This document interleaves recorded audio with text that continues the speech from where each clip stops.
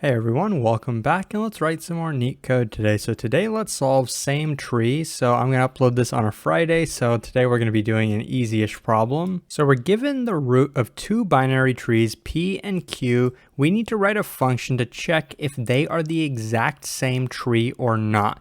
We can determine that by one, making sure that the structure is the exact same. So for example, basically the number of nodes, right? Like they both have a root node, they both have a left child, and they both have a right child, right? The structure is the same. Not only that though, they also have to have the exact same values at every node position. So in this case, we can see they have the same value. Once again, same value in the left side. And lastly, same value on the right side. So these are the exact same tree, right? So we can return true. Now, if I got rid of one of these nodes, right, let's say I just got rid of this, then it's definitely not the same tree, right? Or if I took this value and changed it, let's say to a 10 or whatever, then it's also not the same tree because the values in this case are different, right?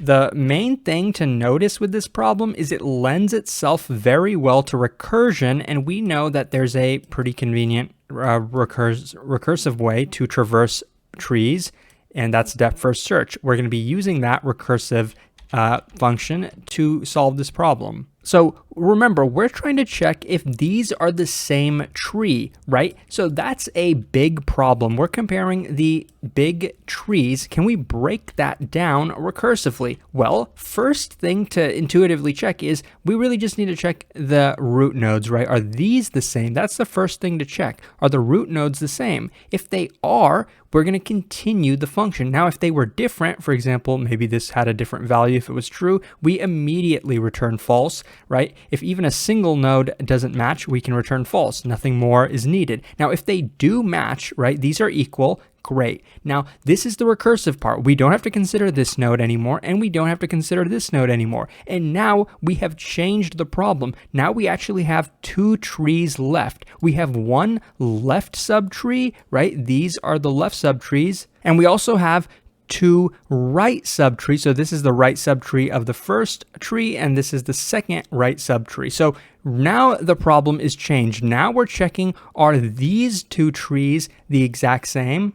And are these two trees the exact same, right? So we've changed the problem. It becomes recursive, right? We're now going to be looking at the subtrees, comparing them. Now, both of the subtrees need to be equal, right? These two need to be equal, and these two need to be equal, and then we can return true. And we're just going to continue to break this down. Obviously, the tree could be much larger than this, in which case we would continue to do that.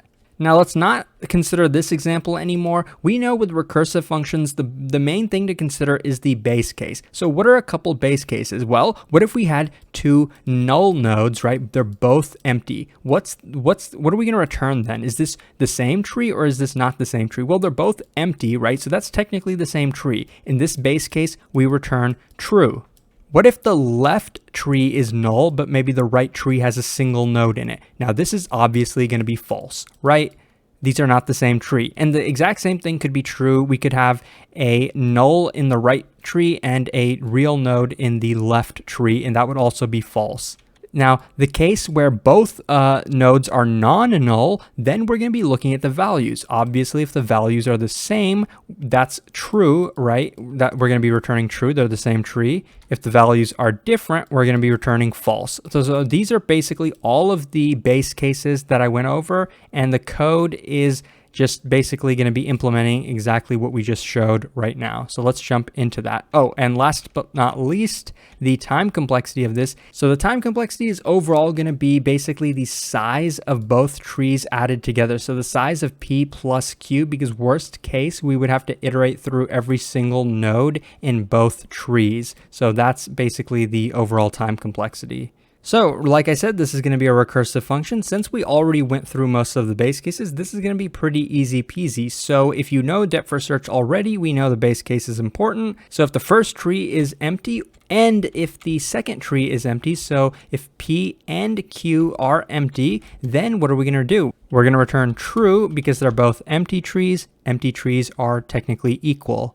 Now, if they're both not empty, but maybe one of them is empty, so if this statement did not execute, then we're going to go to the next one. So if not P or not Q. The only thing difference between this and the one above is this one is and, this one is or. So if this one did not execute, that means both of them are not null. But if this executes, that means only one of them is null. Now, what happens if one of them is null, but the other one is not null? Well, then they're not the same tree, right? So we're going to have to return false in that case.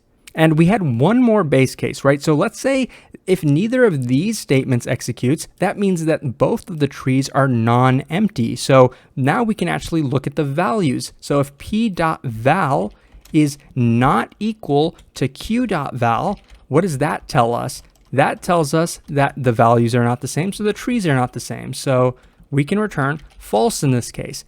One thing to notice here is that both of these two are executing the exact same thing, right? This is returning false and this is returning false. So we can actually condense this. I'm going to copy and paste this here. So if this is true, or if this last thing is true, then we can also return false. We don't actually need this third condition.